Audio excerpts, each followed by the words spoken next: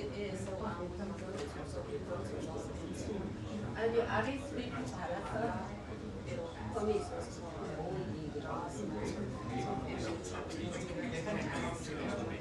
어디에? 누구 받았는 거야?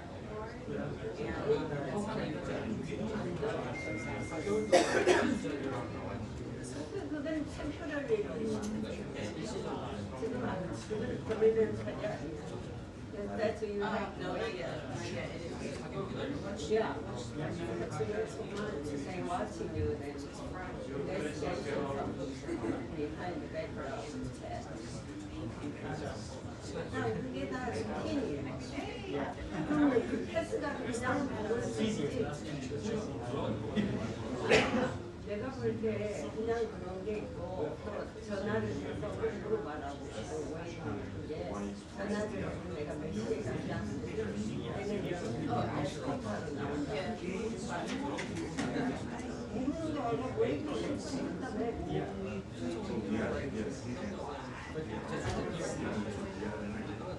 그렇지 이메일 해서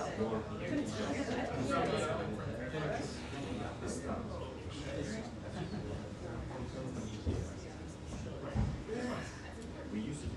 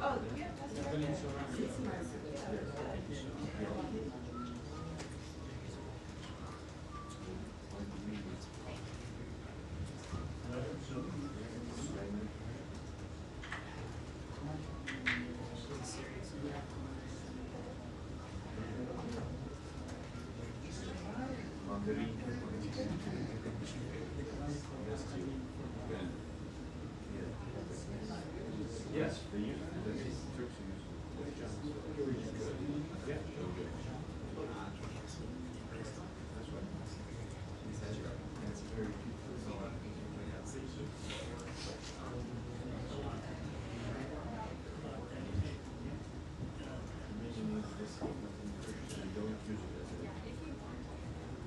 They use them as outrage? Yes.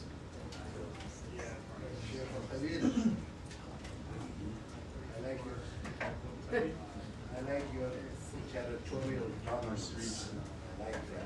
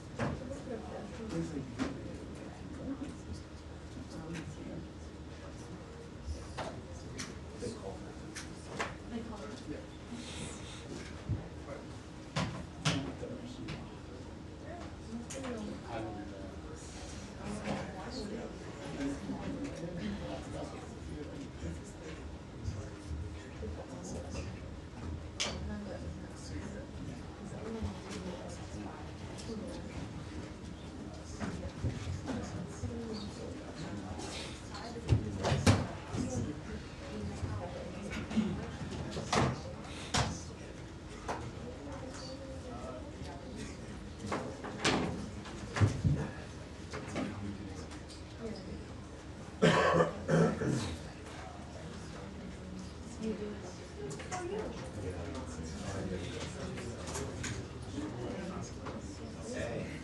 I saw you on Friday. That riveting agreement.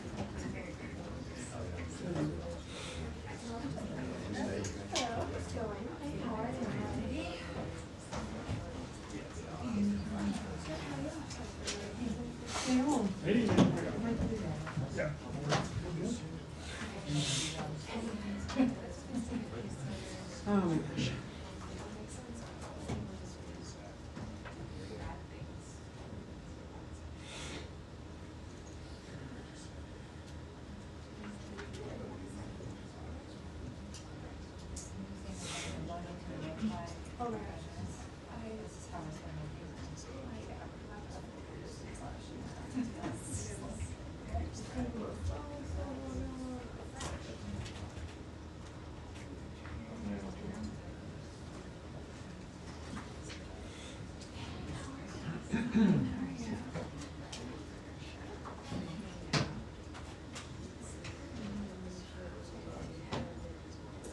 Thank you, I'm not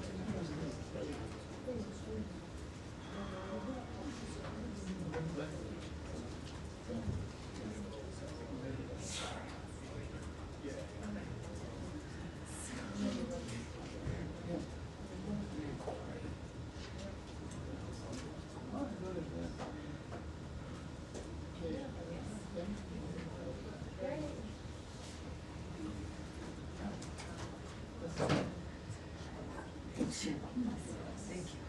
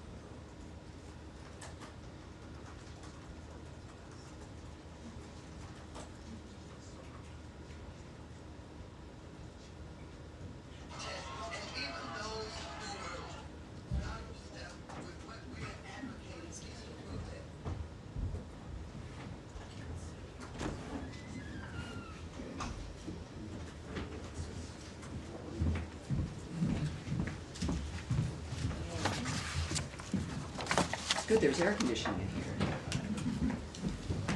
Very good, it's air conditioned. Beautiful June day. Hi, everybody. Hi. Fox, those folks at Fox. Busy with TV, probably. All right, great, nice to see you guys. Again, I take it Tommy took good care of you last week. You will have Tommy again a week from today when I'm with the secretary traveling. So be prepared. You've got a week to prepare, but of course I'll also see you again on Thursday. We do have some announcements here.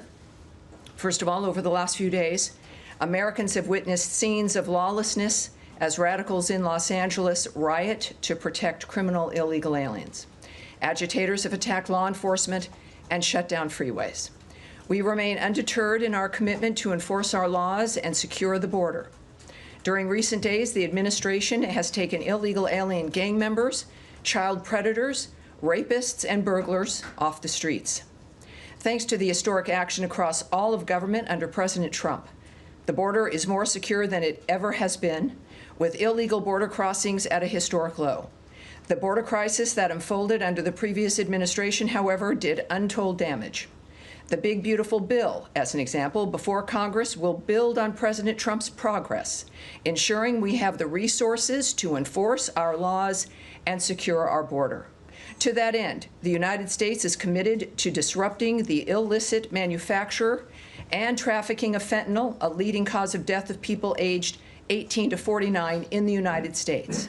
Yesterday, the United States announced that it is sanctioning La Chapitos, a powerful faction of the Mexico-based Sinaloa cartel, along with its 2 fugitive leaders. The United States is also designating a regional network of Los Chapitos associates and businesses based in Mazatlan, Mexico. This network engages in drug trafficking, extortion, kidnapping, and money laundering. Under Secretary Marco Rubio, the State Department will continue to protect our nation by keeping illicit drugs off our streets and disrupting the revenue streams funding Mexico-based cartels' violent and criminal activity. In addition, Deputy Secretary of State Christopher Landau will travel to Mexico, El Salvador, and Guatemala from June 10th to the 13th. As detailed in the trip announcement, quote, in each country, Deputy Secretary Landau will participate in a high-level bilateral engagements to further strengthen diplomatic ties and cooperation.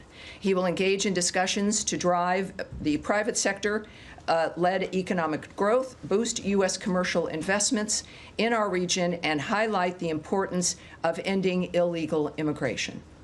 In addition, there are additional announcements today, of course. The United States sanctioned 5 individuals and 5 sham charities for financially supporting Hamas under the guise of humanitarian work. Additionally, we are targeting a fraudulent charity linked to the Popular Front for the Liberation of Palestine, the PFLP. The United States will use all available tools to prevent abuse of the nonprofit sector for the benefit of terrorist groups like Hamas and the PFLP. We are committed to ensuring humanitarian aid can in fact be delivered by reliable and safe organizations.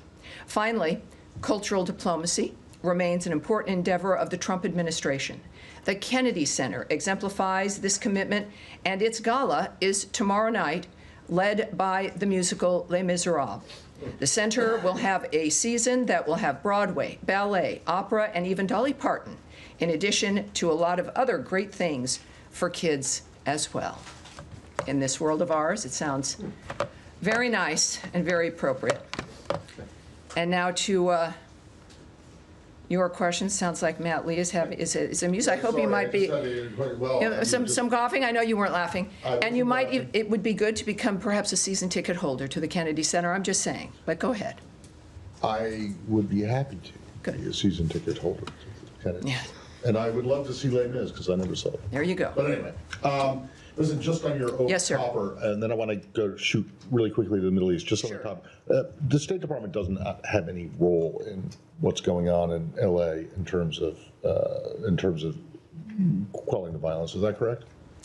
Well, as I would view it, and I think that we all know that many of the aspects regarding illegal immigration, certainly on the issue of visas, the controlling of the border, the designating of foreign terrorist organizations, is one part of a whole of government effort to keep the country safe, to keep Americans safe. Don't push me off here. I'm answering your question. And so when we see the dynamic of what's happening in Los Angeles, it is, I think, quite appropriate for Americans to see this, and it is. The nature of what we are working to do together through the Trump administration to secure this country and to secure our streets. And that means, yes, removing criminal illegal aliens and getting them back to their home countries, and certainly at least getting them off American streets so that Americans can feel safer in their own homes and in their own communities. And so in the midst of that, when we talk about it, of course, it's the State Department, it's the DOJ, it's ICE, it's the Department of Homeland Security, it is the White House. It is a multitude of departments working together to envision and implement President Trump's vision. Okay. Let me go to the Middle East. So Ambassador Huckabee gave an interview earlier today. I think it was earlier today, maybe it was yesterday, but in which he called into question, or didn't call into question, they basically said that the administration is not particularly interested in seeking a two-state solution for the Israel-Palestinian conflict. And I want to know, I mean, he's been outspoken on this issue in the past, before he became ambassador. But is he speaking on his own, or is this now administration policy that you're no longer so interested in that kind of a resolution?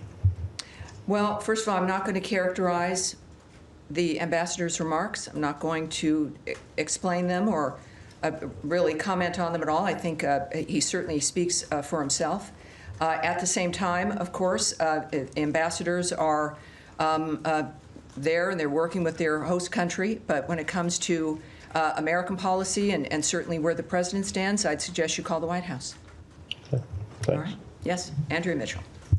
Hi, thank you, Tammy. Let me ask you about part of the potential enforcement of the administration's policies to deter illegal immigration. Mm-hmm. There is reporting of a potential plan to send undocumented immigrants or others who have been detained to Guantanamo, perhaps as soon as tomorrow, while there is a court case pending to rule out Guantanamo as a place to send people, saying that it is not necessary, it is too expensive, and that the conditions are intolerable.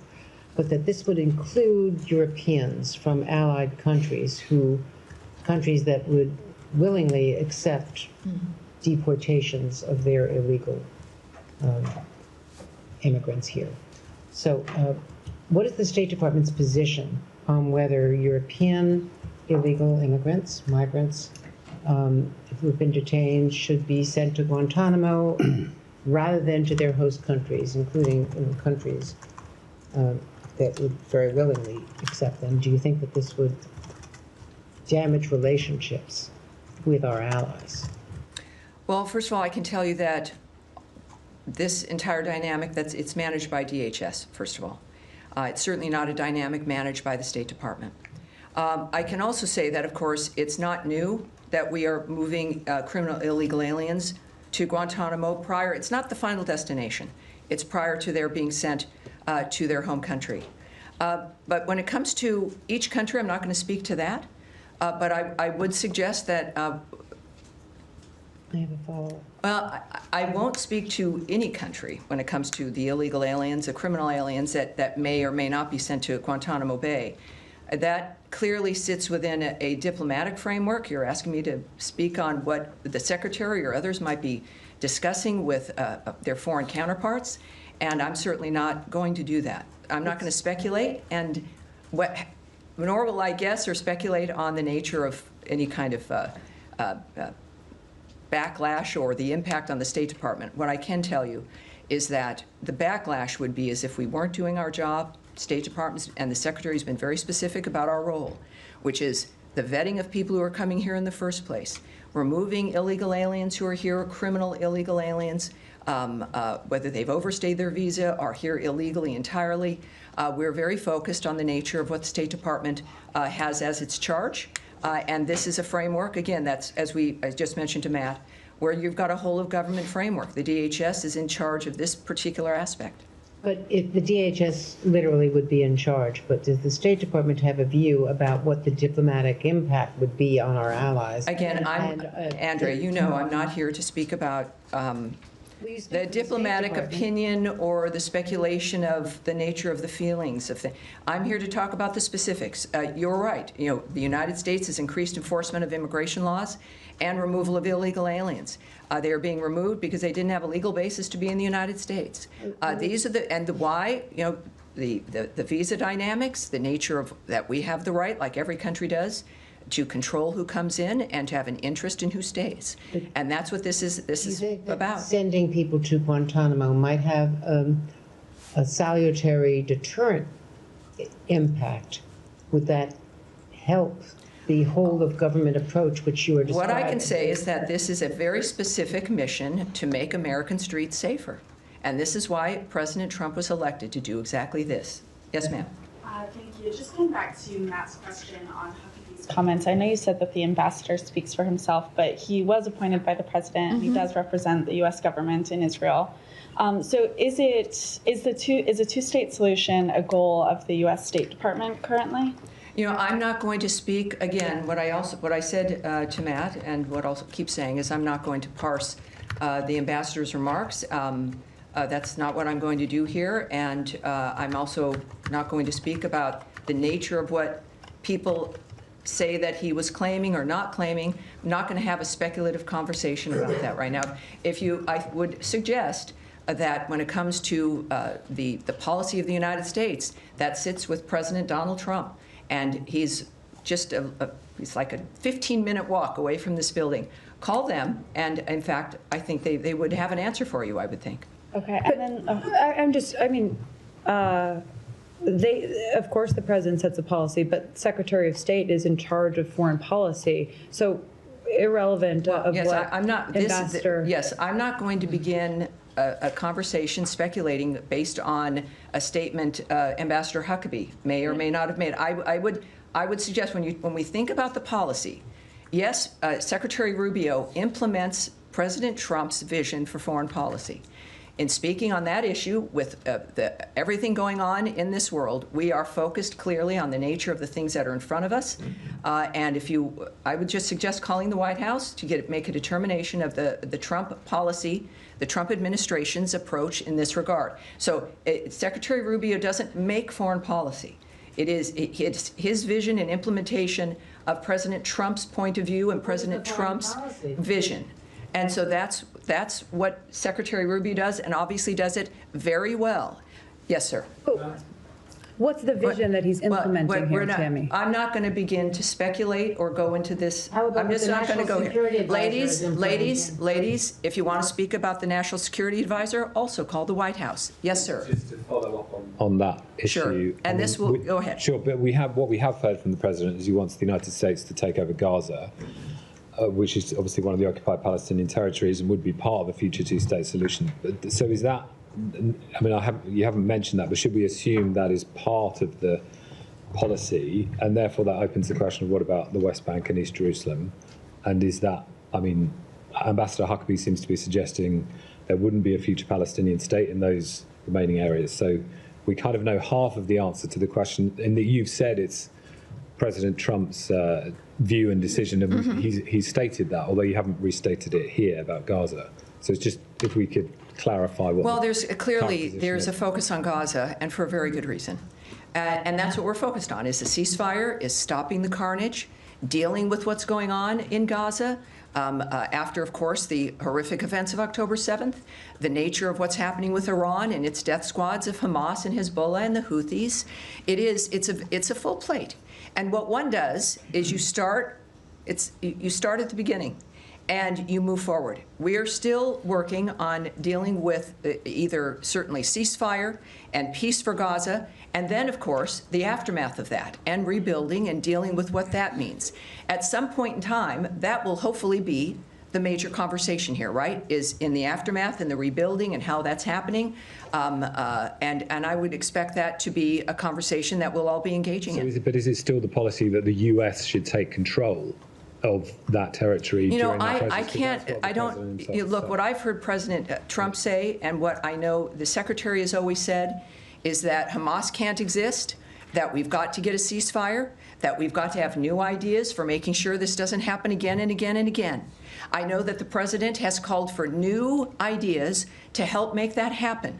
I know that he has had some new ideas and how to do that. We know the region has chimed in with what it believes it can do when it comes to aid and even rebuilding. But the fact of the matter is right now, Hamas won't even let the hostages go. Hamas still won't put its weapons down. Hamas is still playing games as people still die as we do work to get food and aid into that region. So we're still at that kind of dynamic, and we will get to the other part, I hope, as soon as we can. Nadia. Thank you, Tammy. Just on the Middle East again, the Israeli Prime Minister said today there is significant progress in releasing the hostages and the ceasefire. Does the State Department share his view? And also I want to ask you about the 20 people who have been killed today around distribution center. Last briefing, I believe you said that the Israelis are investigating that. I'm just wondering how these people who have been killed daily now, not one day passes without people being killed around this food distribution center, how can they get their food safely? Well, of course, that is exactly what we've all been working on, right, is getting food and aid safely in. We also know that the UN had a horrible dynamic where they had flour that they report was stolen by Hamas, and that the problems, and as I've said regularly, we all know it's a war zone. It's a war zone led by terrorists who don't care about humanity or the future. Regarding what's happening on the ground there, I would refer you to the IDF in Israel, which continues, of course, to investigate. And in the case of what's being led by the IDF in Israel there, I think that's where you'd need to go in that regard. And there was a third part. What was this? Talking about the significant progress that Netanyahu is talking about today. Yes. Well, again, I can't speak to what the Prime Minister has said. Is he sharing anything with you, the State Department? I can't speak to that at this point when it comes to what Netanyahu has said. Saeed, yes, and this will be the end for this particular stretch of questions. Yes. Thank you very kindly. Sure. Just to follow up on the questions that were raised on the two-state solution and so on. Sure. Now, we know that President Trump in his first term came up with the deal of the century, which spoke almost in details about his vision. Let me ask you this. Now, there are 5.5 million Palestinians in between Gaza and the West Bank. And I want to ask you, if there is no position of the State Department at this time, because the State Department has always... What I said was I was not going to speak about the issue. I did not say there was no position, sir. Okay. All right. Be very careful, because I'm not going to have you put on the record something that is entirely not true. Okay. And I want you to proceed with that in mind. Okay, I take it back. I wanted to ask you, what do you consider the Palestinians in the West Bank? I mean, I will not provide to you, Mike, what I consider. Are they under occupation? We are not going to. I will not. Look, it was nice to be able to call on you, Saeed. I'd like to be able to have a question that I can answer, but you're asking me to speculate. Okay. Right. I would say, I will just reiterate as we move on to another issue, is that President Trump is a man who understands and is working, really is committed these 5-6 months to being a peacemaker and to changing things that people have not been able to change for half a century. Right. And he is determined to do it. He cares about everybody. He cares about the people of Gaza. He cares about the Israelis. He cares about Jews. He cares about Christians. This is a man who genuinely is determined to make a difference as an individual. This is a very fluid situation. He wants solutions. He wants to make sure that people can live safely in the world. And we've seen him time and time again make different decisions, have consultations, talk to people nobody thinks he should talk to. He can change his mind. He's clearly transparent, speaking about what he's going through and thinking each day. So when we think about what the future will look like, it's allow us to do the work that we're doing right now, focusing on the ceasefire, getting aid into that region, and let the president, who's determined to deal with all of the issues in that region, come to the fore of what happens next, and we will learn that only from Donald Trump. All right, so is this other than the Middle East? Where else are we going? Well, no, this is going, ladies and gentlemen, no, I've said no, Saeed was it? Now, where are you coming from? Iran? All right, we'll do Iran, sure. That's also the Middle East. Well, we're not, Gaza and otherwise. Let's move forward, please. There was just confusion because the two-state solution has undergirded U.S. policy for the past several decades. But I understand that is a question to address to the White House. Yes, it's for the White House. It's for the future. I will not be commenting from this podium today. And this is, again, we've got so much more on the. Let's just move on, please. Iran? The question on Iran is there's been conflicting messages about whether and where and when a 6th round of talks with Iran may take place. Is there clarity on that from the U.S. perspective? I don't know if you would consider it clarity, but I can say a few things. The president, I think, he noted that something would be happening soon, this week. I think that what I can just reiterate here is that we would hope and expect that there would be new additional talks, and that, in fact, they would be soon. But beyond that, I have nothing to preview. But in similar situations, when we believed that it would be soon, it, in fact, ended up being soon. Right. The Iranians have concretely said Sunday in Oman. So if that is not the U.S. understanding, then I can't comment on that. Again, the president mentioned a different day. I think that there are individuals involved, obviously, who are working on this, and there will be a final determination, and we will hear about it when that determination is made. Okay. In that context, just very quickly. One more follow-up, and then we'll go on. Thank you. Well, just because the president also had mentioned that this Thursday, this week, would be the sort of 2-month deadline for reaching a deal with Iran or not. When is it determined that those talks are a failure and you don't progress to future rounds? The president makes that determination, and the people involved. As I've mentioned before, if you think that if you think about the deadlines, or even as the secretary has said on another situation, that it would be a matter of weeks. The funny thing about negotiations and discussions is that things happen, and that there are conversations, and progress is sometimes made. Not tremendous progress, but enough to keep going. So it is not. It is a dynamic as it would be with any diplomatic consideration, that negotiations are meant to move things forward. And the good news is that, in fact, it would appear that things are moving forward, and that's what we all want. All right. Yes, sir. Thank you, Tammy. Moving to Ukraine, if I may. All right. Now, let's one more. Now we're thinking of Lebanon and the other elements of the Middle East. Did you have something, sir? Yes, you. Iran follow, actually. All right. Iran follow-up. All right. So President Trump also said something about Iran that was quite interesting yesterday during the roundtable. He said that Iran has been helping with the ceasefire negotiations in Gaza. Are you able to shed any light on that? No, I can't. Refer you to the White House in that regard. All right. Lebanon, yes, sir, right there. Thanks so much. Yes. Ukraine has been under massive drone attacks, particularly Kiev last night. Given that, Ukrainian president said publicly that they have been asking for permission from the U.S. To purchase air defense systems that they can mitigate Russian attacks. Why wouldn't the U.S. let them purchase air defenses, much needed air defense systems? Well, I can't speak to the details of purchase decisions or negotiations about what we're going to allow to be purchased by an ally. That is the Department of Defense, effectively. What I do know is what the president has said and what the Secretary of State has said in a number of venues is that we certainly, and we've been Ukraine's biggest supporter and defender, literally, is that we want them to have surface-to-air missile protections, right? We want them to be able to deal with incoming missiles. We know that it's been discussed about our European partners who have those systems from us to get them to Ukraine. There's a number of different negotiations and aspects involved in this kind of dynamic that does not involve the State Department. It's about munitions and purchasing and all of that. What I do know is that we are doing and continue to wish to do as much as we can. That is not disputed. And I understand the Ukrainians, who are great friends of this country and have done, there's no disputing the bravery and the commitment of the Ukrainian people. If that was ever in doubt or questionable, this war and how they've defended their nation has dispelled any of that. I had the pleasure of being in a bilat with the Ukrainian delegation recently here, and they are astounding people, and they're remarkable, and they are committed to getting their country safe and this war to end.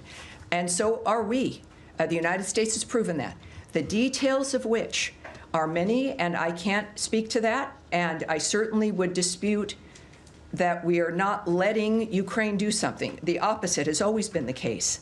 Our goal is to make sure that this war comes to an end, and we continue to focus on that. And Tammy, on that line, I would appreciate if you help us clarify, reports that the United States has redirected some of the promised defensive weapons from Ukraine. Well, supposed to go to Ukraine, but they redirected to the Middle East.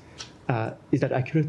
I can't speak to that. That is not something that, whether it is or is not happening, it's a decision that is clearly one based in national security if it's happening, and certainly a diplomatic framework that, if a decision has been made, is not something I'm going to remark on here at the podium. All right. That's going to be it. We're moving along here. I want to get as many people as I can in today. Yes, sir. Last week, Pakistan's all-parliamentary delegation led by Bilawal Bhutto Zardari was here. Did he had any meeting the State Department, and also has U.S. received any commitment or assurance from Pakistan that they will stop taking, they will take action against terrorists working from this? Well, I can tell you that State Department officials, including Undersecretary for Political Affairs Alison Hooker, met with the Pakistani parliamentary delegation during a visit they had to Washington last week. She reiterated U.S. support for the ongoing ceasefire, as you might imagine, thank God, between India and Pakistan. They also discussed important issues to the bilateral relationship, including counterterrorism cooperation. So that meeting occurred. We also know that Deputy Secretary Landau met with the Indian parliamentary delegation last week, and he also reaffirmed the United States' strong support of India in the fight against terrorism and strategic partnership between those two countries. Did you receive any assurance from Pakistan that they will take action against terrorists? You know, I am not going to discuss the details of those conversations. All right. All right. Yes, ma'am. Thank you, Tammy. Do you have any updates on the temporary pause on scheduling new interviews for student visa applications? Is that still in effect? I can tell you, of course, and that's a good question because there's so many other conversations about visa restrictions.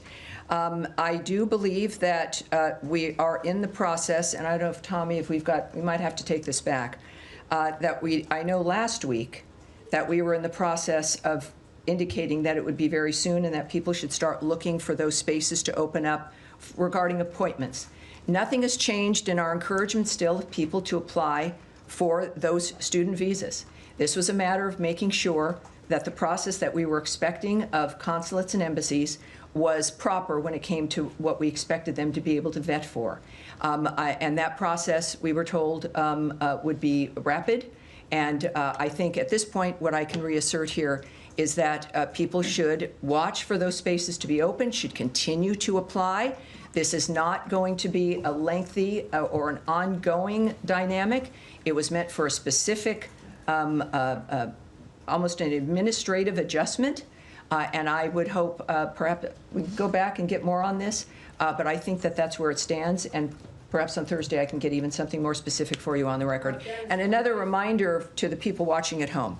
When I say we're going to take something back, it means that we're going to get an answer to that question for the reporter and get it right back to them as well. And so that'll also help us for the next briefing also. Afghanistan, yes, ma'am. Afghanistan. Afghanistan. Thank you, Thank you. Let's keep this in order, please. Let's go ahead. Thank you so much. Thank you. As you know, Afghanistan situation is still critical, but different people, different diplomats like Zal Khalil, the former ambassador in Iraq and Afghanistan, he has a positive idea. But unfortunately, yesterday there was a war started, and Taliban claimed that this is from the ISIS. Number one, do you think it's still ISIS is still active in Afghanistan? And my second question is still some Afghan who was SIV and P1 or P2 left behind in Afghanistan, Pakistan, Iran. Do you have any update for them to come to the United States, please?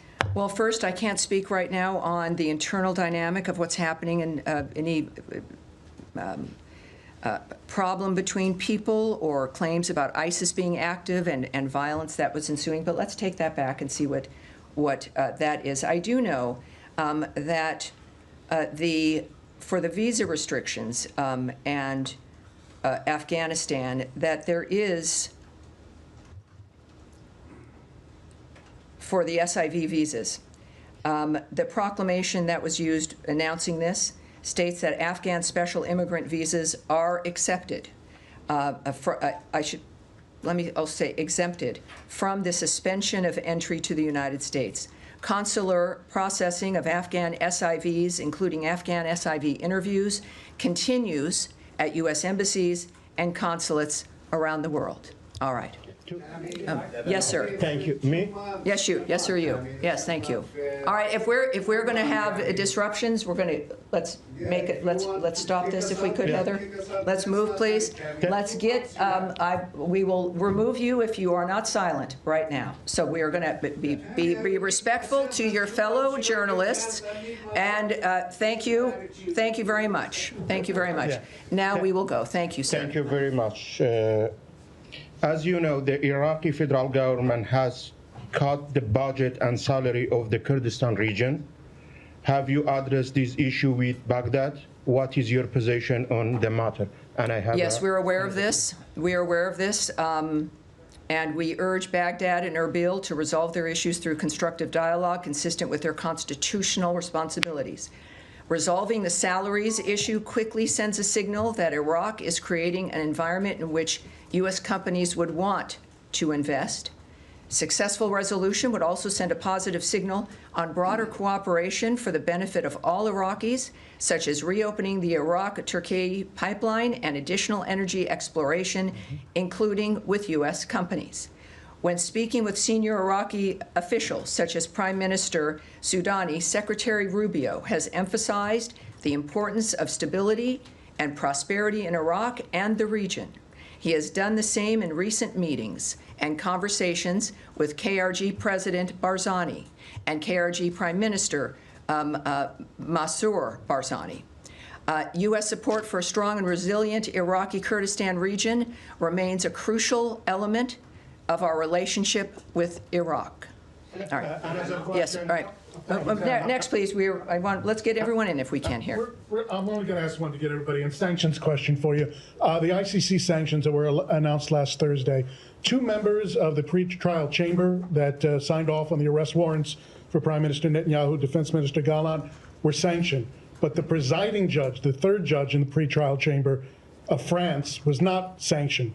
What was the reasoning behind sanctioning only 2 of the 3 members and not the presiding judge of that chamber? Yeah, again, that obviously was a internal diplomatic decision made very specifically about specific individuals, which I won't discuss. So it was a diplomatic decision? Well, it's what the decisions that go into the nature of when to do a sanction. Obviously, there's a combination of conversations involving national security, what's in the best interest of the United States, what's in the best interest of our diplomacy, certainly with our ally Israel, and our own national security and the messages that we send when it comes to expecting America to be treated with respect and to be treated with some modicon of decency when it comes to the international scene. I think that makes that clear, but in the sense of the details of that, of course, I can't comment on that here. Thank you, Tim. All right. Yes, sir, at the end here. I have a question about foreign aid. Would you be able to share any update on the status of PEPFAR? I understand Secretary Rubio said last month in a hearing before the Senate that 85% of the program is operational. But now some activists and congressional Democrats are disputing that. I do have something for you here, just for some clarity.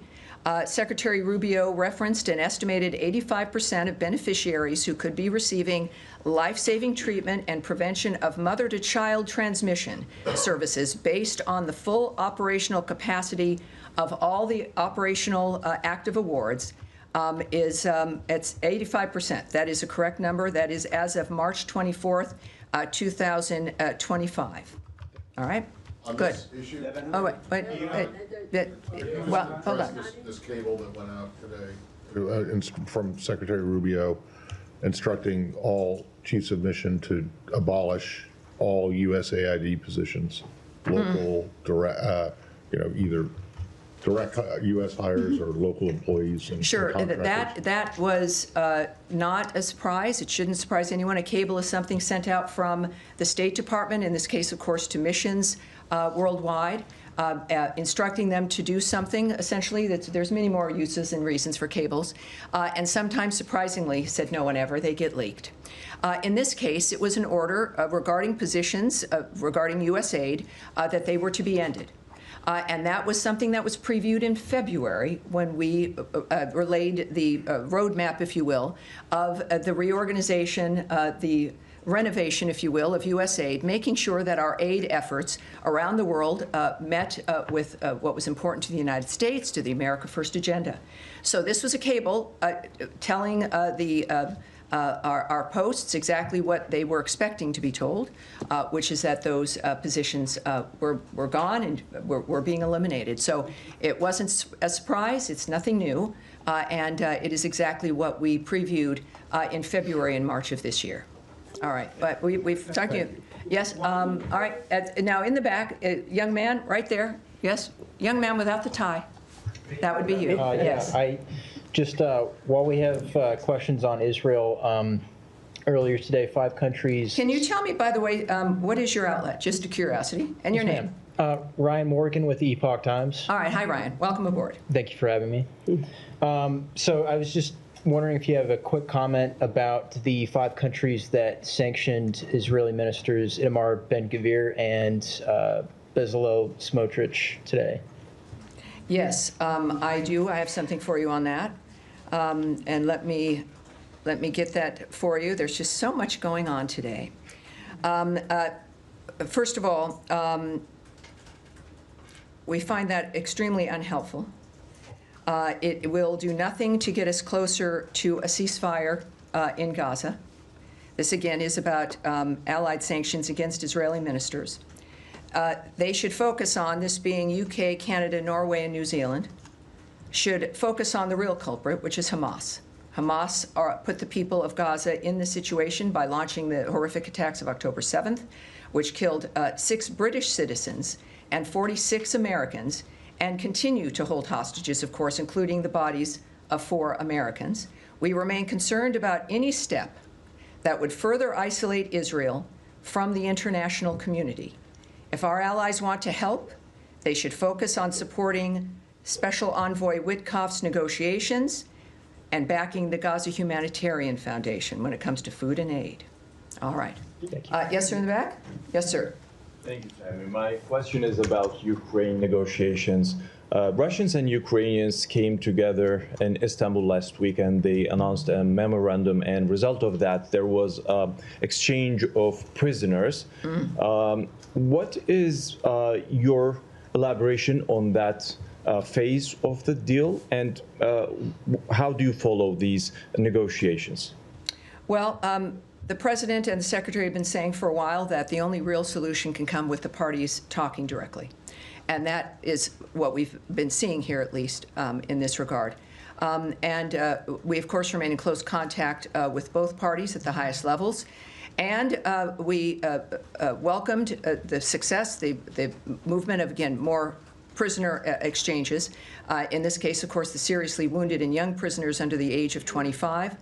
As well as repatriating fallen soldiers, which in that instance was about 6,000 each, horribly. We are not involved, right? We're not involved in that as the State Department. If that was your question, of the United States, this was negotiations, conversations between the 2 parties involved. And that's all I can tell you. Is that we welcome that progress in the meantime. Are you in contact with the Turkish authorities in order to have them involved in some way to reach a deal between the 2 parties? Well, I obviously won't speak on, we talk with all of our allies on a number of different reasons all the time, but I won't discuss what the details are of those conversations. Yes, sir. Thank you, Tammy. Question on Iraq. When do you expect Iran to get back to you about your proposal? And President spoke to Focus, and he said Iran is acting much differently in negotiation than it did just days ago. What's changed from Iran from recent days? Well, I don't speak for Iran. And I think that what we will find is, as we've discussed, the expectation of further talks and those leading those talks and handling the situation. I would hope, as we all do, that we can finally have some answers and some agreement when it comes to the situation. On Iraq, you said that you are encouraging both Erbil and Baghdad, the Kurdistan region of Iraq and Baghdad, to solve the issue over the budget.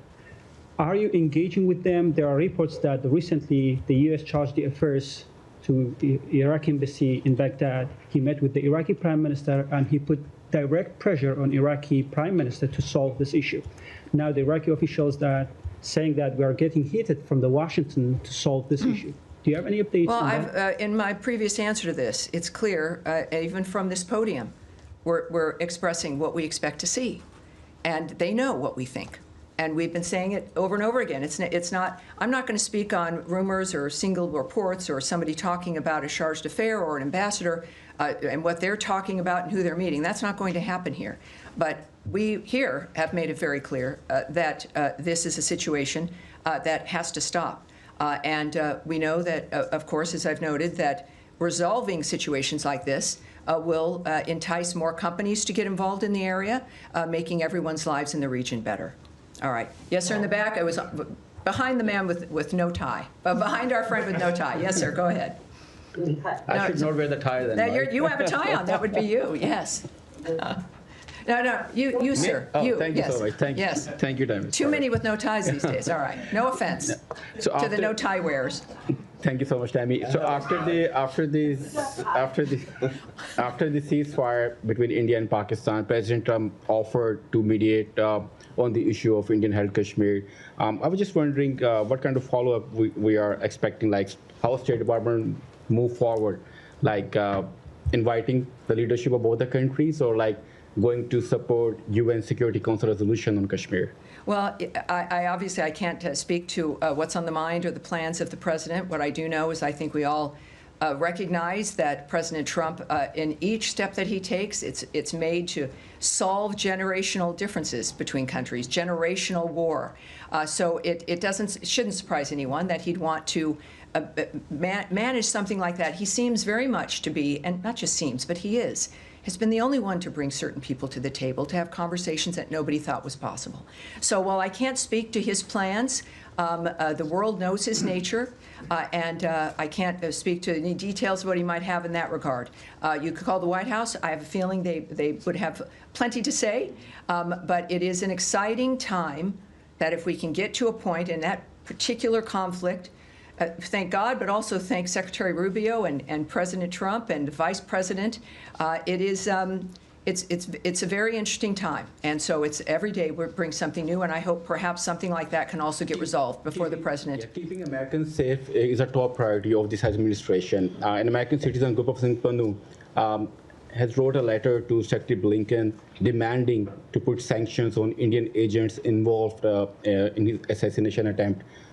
Did you get that letter? What is your opinion? Well, if that's something I can't speak on, but let's take that back and we'll go on from there. All right, now I've already spoken to some of you with your hands up. Yes, sir. And the blue top, no, behind you, no, in the glasses, sir.